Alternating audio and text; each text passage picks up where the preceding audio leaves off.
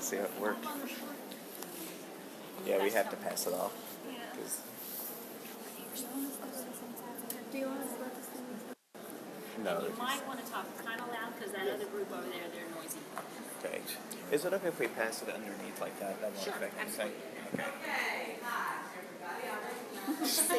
Not that too loud. Okay. Okay. My name is Ishwar Soma. I'm Caroline Hatfield. I'm Tasha Chapman. And I am Courtney Bowman. And this is our physics project, the synthesis of gold nanoparticles using herbs as a cancer cure. And so, just a brief overview of what gold nanoparticles actually are. It's just a small molecule. It's a gold atom surrounded by a sulfur particle. And just to give you a general idea of how big they are, they're super small. They range from 30 to 150 nanometers. And for a scale, a sheet of coffee paper is about 100,000 nanometers. So you're wondering what these particles are used for. One interesting use is they can be used to dye tree leaves, sort of a reddish color. And it gives off a reddish glow and it can replace street lamps, saving us money. But the most prominent application is that these particles have the ability to latch onto cancer cells while leaving benign cells alone, giving us a possible cancer destroyer or cancer cure. And there are several different types of nanoparticles. The ones that we're focused on, though, are the colloidal gold nanoparticles, and they're about 500 to 600 nanometers in size. And we're also focusing mainly on the infrared particles, and they're 700 to 900 nanometers in size. And the reason we're focused on the near infrared ones are because they're the most applicable in cancer treatment.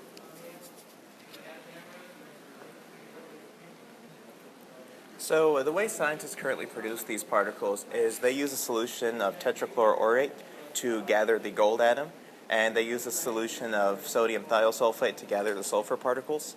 And so we wanted to test this out in our labs to see if we could create nanoparticles using the basic method.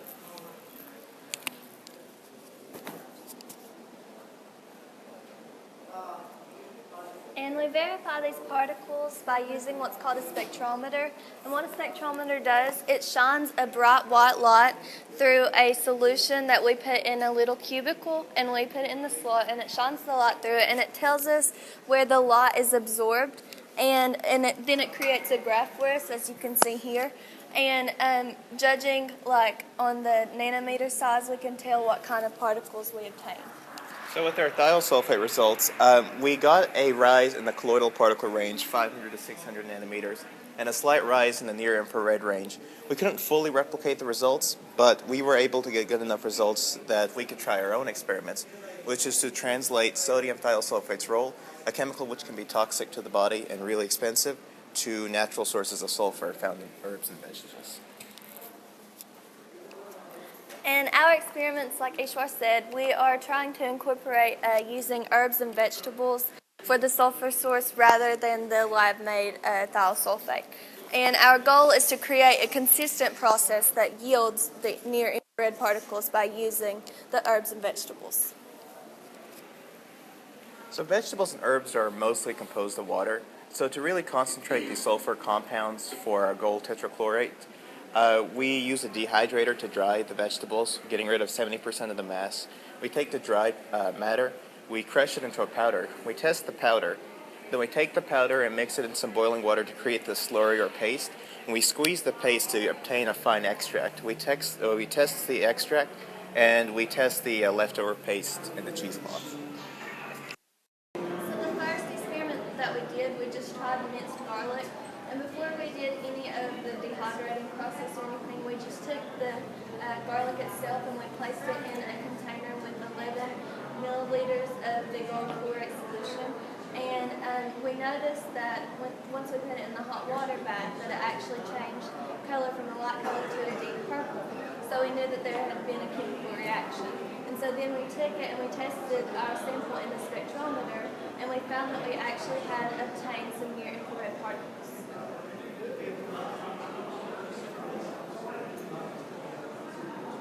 To improve our results, we did the three drying methods I mentioned earlier. We created the powder, the extract, and the paste. and we obtained a good reaction from that. All the pure solutions turned purple, and on the next page we'll have our results. So these are just our results, and as you can see, we had some peaks in the 500 to 600 nanometer range, which told us that we did obtain colloidal gold nanoparticles. And as you can see with the blue line right here, we had a peak in the 8 to 900 range, which showed us that we had near infrared particles. And that's just an overview of that slide.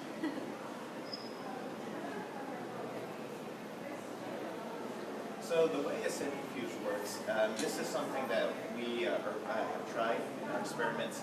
It is a machine that rapidly rotates the solutions.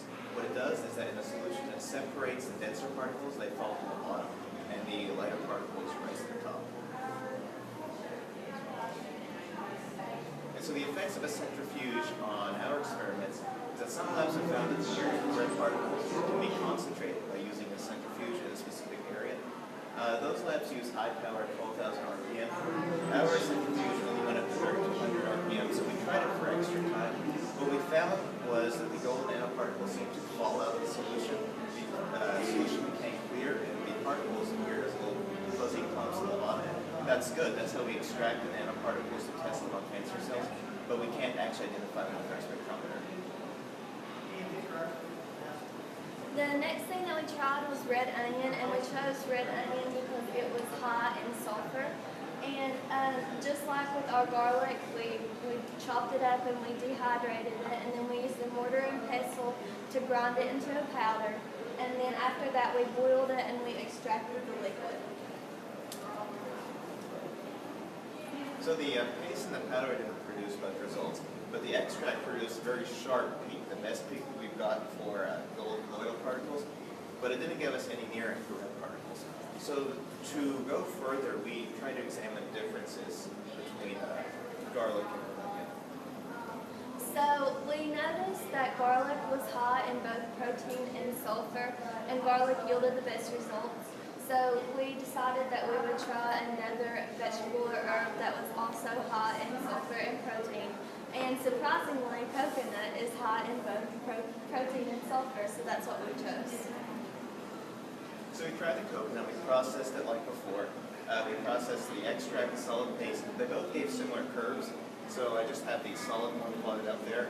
We have a decent rise in the colloidal particle range, but we didn't get a rise in the near-infrared, showing us that previous hypothesis was incorrect, something deeper is going on.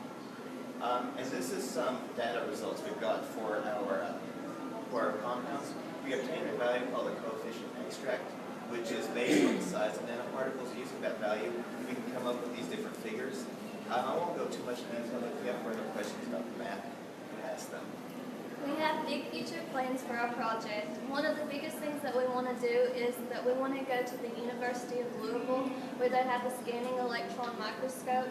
And what this thing will do, it will take a picture, basically, of the solution that we created, and it will tell us whether or not we actually did obtain the near-infrared particles based on their shape.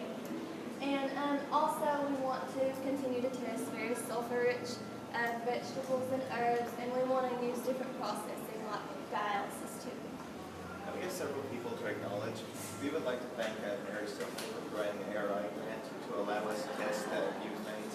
Belfry High School for providing the facilities and encouragement. The ARI Hospital for donating a centrifuge. And Professor Dr. Haridas, who refused to be put on this PowerPoint, but he is a good, very good professor, very good guy. He's been working on this project for 5 years, and really has opened this whole new scientific outlook, scientific world for us. Okay, do you have any questions or maybe comments?